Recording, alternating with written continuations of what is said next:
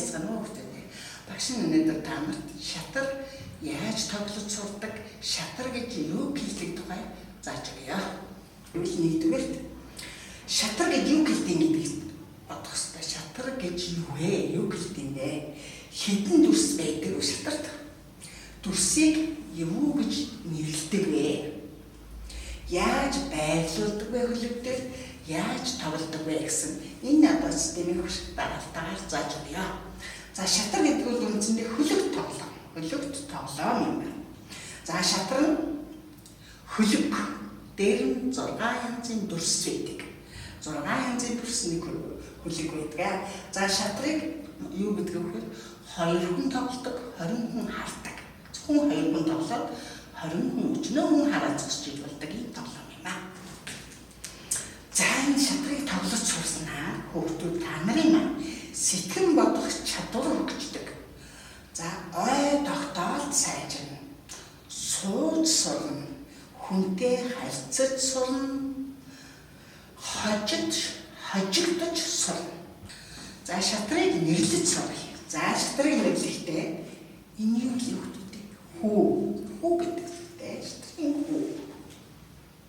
Энэ юу вэ? Шатрын бис. Тэр юу вэ?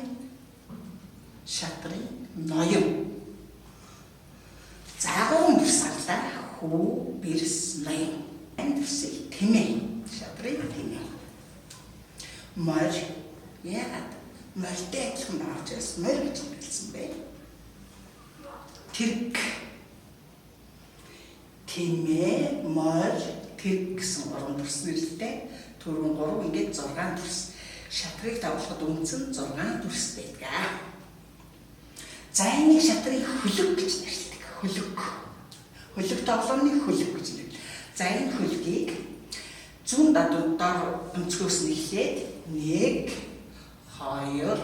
3 4 5 6 7 8 гэж дугаарлдаг. Дороос нь дээш нь 8 гэж дугаарлдаг. За энэ үсгээр хөндлөнгөөш нь А, Б, С, Д, Е, F, G, H. Англи дуудлага биш бай. Тэгэхээр шатрын дуудлага нь арай өөр байдаг байна шүү дээ. За энийг яагаад ингэж нэг талд нь тоо, нэг талд нь үсэг байгаа юм бэ гэхээр шатраа байрлуулахад жишээлбэл нэгийн нэг дээр гэж ингэж боддог нэгийн нэг дээр бай ингэж хардаг учраас энийг заавал үсэг тоогоор тэмдэглэдэг юм аа. Дүрс яаж нүүдэх тухай тайлбарлаж хэлж өгье. За энэ шатрын 4 өнцгт нь 4 тэрэг байж чинь. 4 тэрэг 4 өнцгт нь А-гийн 1, А-гийн 8 дээр за хамгийн сүүлд А-шин 1, А-шин 8 дээр цагаан тэрэг хартаг нэг шатар 4 төрлийн тэрэг байдаг. За тэрний хажуудалд морь байрлсан байна. 4 төрлийн морь байна. 4 морь байна. Дараа нь тэмээ байна. За тэмээ маань хар цагаан гэж нэрлэгддэг. За бэрс байлсан байна. Бэрс. Одоо юу вэ? Ноён. За ингээд дүрснүүд маань хоорондоо өөдөөдөөс хараад хососороо байлсан байна. За энэний урдуур энэ томуудын болохоор бод гэж нэрлэдэг. За энэ урдуур ингээд 8 шиг хүү байлсан байна.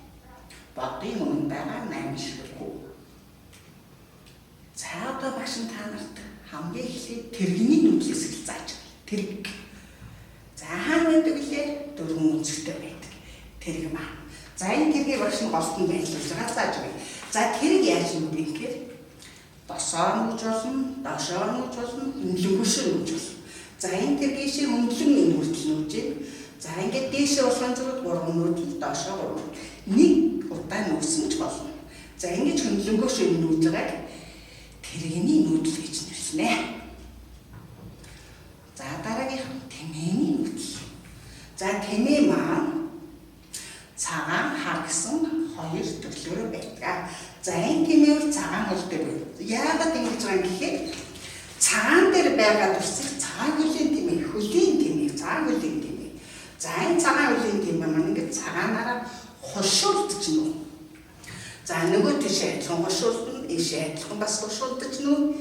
За энэ тэмээ ингээд зөвхөн цагаанаар нүүдэг учраас цагаан тэмээ. Энэ цагаанч байсан болон харч байсан болдог. Гол нь нүүдлээ дагаад цагаан хар гэж нэрлэдэг байгаа шүү. Цагаан хөлийн тэмээ цагаан дээр байгаа учраас энэ тэмээ маань ийшээ цагаанаараа төрүүлж. Айлын цагаан тэмээ бас адилхан ингэж нүү. Цагаанаа дагаж тэгвэл энэ цагаанаар нүүж байгааг бол цагаан хөлийн тэмээ. За энэ хар мөртлөөс хараар нүүж, энэ цагаан мөртлөөс хараар нүүж. Тэгвэл хар буйран дээр байгаа учраас хар хөлийн тэмээ гэж нэрлэдэг шүү. Нүүдэл нь ямар байна тэргээрээ нэрлэгдэж явдаг.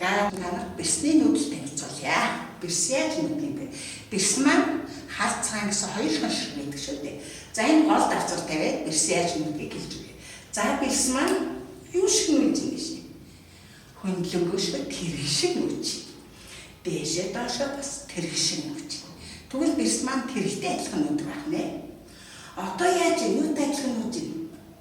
Тэмээтэй адилхан. За зүйтэй бэрс маань бас тэмээтэй адилхан нүүдэг. Гэхдээ цагаан дээр байгаа учраас цагаан хөлийн тэмээ шиг нүүлээ. Хэрвээ хар дээр байсан бол хар хөлийн тэмээтэй адилхан нүүгнэ. За тэгвэл бэрс маань тэрэг, тэмээ, хүү, ноён адилхан нүүдлээр нүүдэг. Ганцхан морины нүүдлээр нүүдэггүй. Морины нүүдэл гэдэг маань за морь маань дөрвөн шиг байдаг. Гол тацарж байгаа багш нь яаж нүүдгийг хэлж өгье. За морь маань дээшээ ингээд нэг гээд хоёр дахь шумандаар очоод хоёр тийшээ нүүж болно. За ийшээ нүүлээ. Баруун юм уу зүүн тийш аль нэг дээр юм уу? Жишээлбэл эндээс энэ дээр боо, эндээс энэ дээр боо гэсэн. За дахиад ингэж яваад баруун зүүн тийшээ. За морь ингэж нүүдэг учраас энэ гол байгаа морь бол 8 зүгт нүсэн байна. 8 бодол дээр бууж болж. Хэрвээ та шатар тоглож байхдаа морь энд хүрээд ирсэн бол хаана бухны гэдгийг хараад алийг идэж болох гэдгийг харж нүхнэ шүү дээ. Харин цахад байгаа морь бол өдөө хоёрхан нүүдэл үүдэг.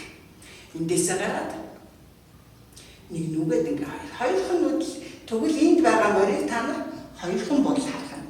Энд байгаа морийг 8 зүгт харж иж шатраа тоглох юм шиг үүдэг. За одоо хүний нүүдэл хүү хэд байдаг вүлээ? 8 зүг. Цагааны хүү 8, харын хүү 8. За ингээд 8 хүү.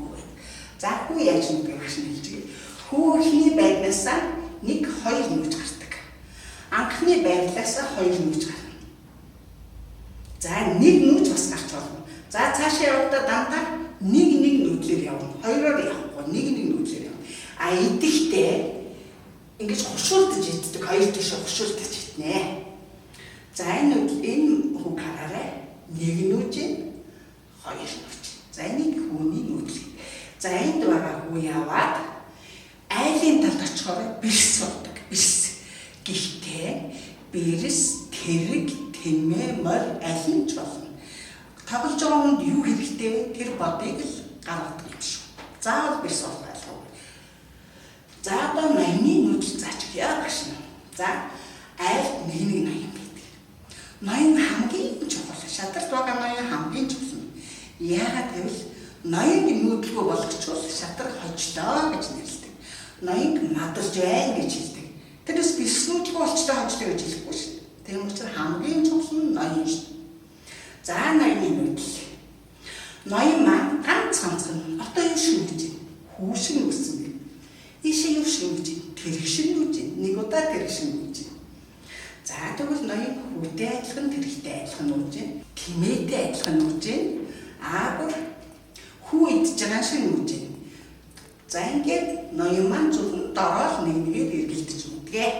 За голд байгаа ноён ингэж нүдэг бол захад байгаа ноён зөвхөн урагшаа хажуу тийшээ хоёр тийшээ урагшаа бас ингээд хүү идж байгаа юм шиг энэ 6 нүүдэлтэй нүдэг байна. Голд байгаа ноён бол ийм олон нүүдэлтэй нүдэг. За энэ ноёныг матанд оруулснаар шатрыг дуусгалаа хожлоо гэж үздэг. Одоо гэрийн даалгавар 6 дүрсээ бүгдийг цээжлээрэй. Юу гэдэг вэ хүүхдүүдээ? Хүү, тэрэг, тэмээ, морь, бэрс, ноён. За энэ 6 дүрсээ бүгдийг цээжлж ирээрэй. За тэгээд цөмөрөө шатар маш сайн тоглож сураарай.